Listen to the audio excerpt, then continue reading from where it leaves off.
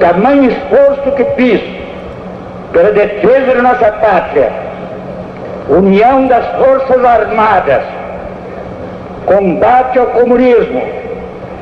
Esse é Plínio Salgado, líder do movimento integralista no Brasil. Nascida em 1932, após uma viagem de Plínio à Itália de Mussolini, a AIB, Ação Integralista Brasileira, é considerada o maior movimento de inspiração fascista fora da Europa e o primeiro movimento de massa do Brasil. O número de partidários da AIB é alvo de controvérsias. Os integralistas afirmaram ter 1,5 milhão de filiados, mas historiadores trabalham com algo entre 200 e 500 mil militantes, o que, de todo modo, é expressivo para o Brasil do início do século XX. Avante, pelo Brasil tocar avante, avante,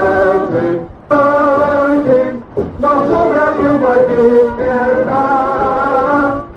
Em comum com o fascismo italiano, o integralismo exaltava o nacionalismo, pregava a existência de um partido único e atacava o comunismo. A ideologia antissemita era defendida por alguns membros, mas não por todos. Fato é que alguns de seus símbolos tinham inspiração claramente nazista, como a Anauê, saudação com o braço erguido, similar ao Heil alemã. O doutorando no programa de pós-graduação em História da UFMG, João Teófilo, destaca que a AIB conquistou inegável prestígio eleitoral. Para se ter uma ideia, em 1936, a AIB elegeu 20 prefeitos, cerca de 500 vereadores e 4 deputados estaduais. Foram 250 mil votos no Brasil inteiro, o que é um número muito expressivo para essa época. Formalmente, a Ação Integralista Brasileira existiu até 1937, quando Getúlio Vargas, ao decretar o Estado Novo, colocou todas as agremiações na clandestinidade. A derrota da Itália e da Alemanha na Segunda Guerra Mundial, em 1945, também ajudou a sepultar a AIB. Isso porque o fascismo passou a ser visto como algo ruim, uma ideologia condenada, coisa do passado, o que não significa um desaparecimento completo dos quadros da AIB. Plínio Salgado, por exemplo, foi um apoiador da ditadura de 1964. Mas, voltando a Vargas...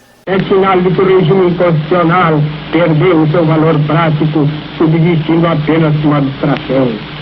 Getúlio Vargas nutriu relações contraditórias com o movimento integralista. Convidou membros da AIB para participar de seu governo e contou com o apoio de membros do grupo para dar o golpe do Estado Novo em 1937. Por questões como essa, há toda uma discussão entre historiadores sobre a associação de Vargas ao fascismo. Outro elemento que se soma a esse debate é a simpatia inicial manifestada por Vargas ao Eixo, grupo formado por Itália e Alemanha na Segunda Guerra Mundial, muito embora tenha se decidido mais tarde pelo apoio à aliança, que reunia Inglaterra, França e Estados Unidos. É comum ainda que se faça um paralelo entre a legislação trabalhista de Vargas e a Carta del Lavoro italiana, documento em que Mussolini define as bases para a relação entre patrões e empregados, mas não há consenso em torno dessa associação. Elementos como esses levam à pergunta: afinal, o Estado Novo era ou não uma ditadura fascista? Para o professor de moderno contemporâneo no campus São Francisco da Universidade Estadual de Montes Claros, Felipe Caseta, essa questão é extremamente espinhosa.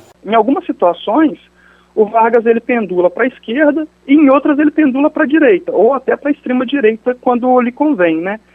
Então, eu não me arrisco a situar o Getúlio Vargas numa posição assim de proximidade com o fascismo, porque da mesma forma com que ele tinha o Oswaldo Aranha, que era um liberal, ele tinha também o Góes Monteiro, que era um simpático ao nazismo. Então é complicado fazer essa afirmação. Eu não me arriscaria, por uma questão de cuidado. É justamente esse tipo de conjunto de elementos contraditórios encontrados no Estado Novo de Getúlio Vargas que torna complexa a associação direta de Vargas ao fascismo. Há características comuns entre o Estado Novo e regime italiano, como o antiliberalismo, a supressão de liberdades individuais e a concentração do poder em um único chefe. Mas também há outras características da ditadura varguista que não têm nenhuma correlação com a ideologia de Mussolini. Mussolini, como aponta o professor do curso de História da Universidade Estadual do Oeste do Paraná, Gilberto Calil. Mais especificamente no consulado no integralismo, se choca com o Estado Novo. Há, evidentemente, elementos ideológicos muito conservadores e mesmo próprios, né, do fascismo que se expressam no Estado Novo, mas dentro de uma perspectiva mais ampla, né, de um projeto de um projeto nacionalista, de um projeto, né, de configuração de uma indústria nacional, que, do meu ponto de vista, teria outros elementos que transcendem um pouco a perspectiva mais estritamente do fascismo.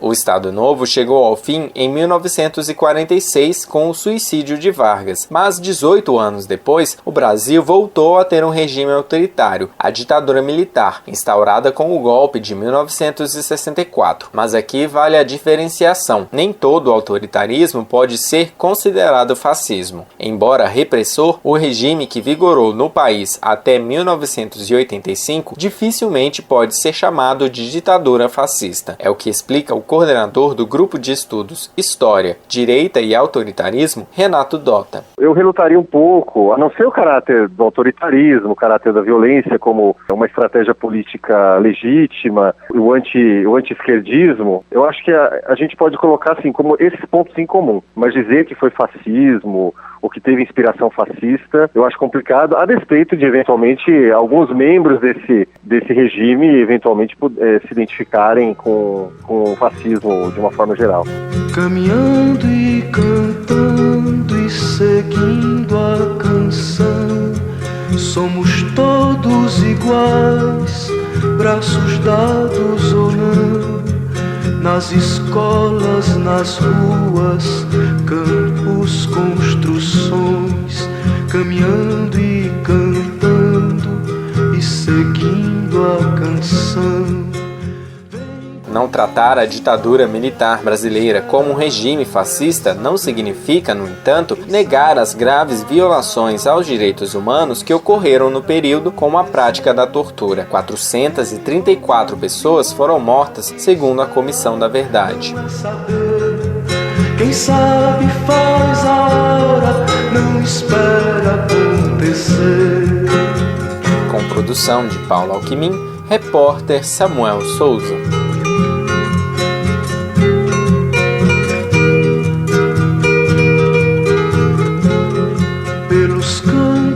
A fome em grandes plantações, pelas ruas marchando, indecisos cordões, ainda fazem da flor seu mais forte refrão.